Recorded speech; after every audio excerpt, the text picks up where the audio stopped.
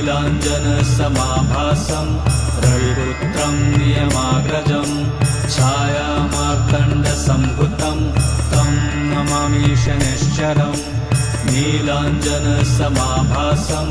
रविपुत्रं नियमाग्रजं छायामार्तण्डसम्भुतं तं नमामि शनैश्चरम् नीलाञ्जनसमाभासं रविपुत्रं नियमाग्रजं छायामार्तण्डसम्भुतं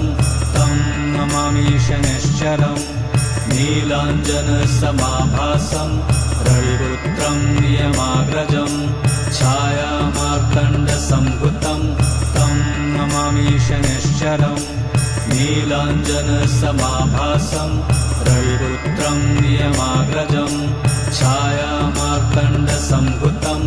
तं नमामि शनैश्चरम्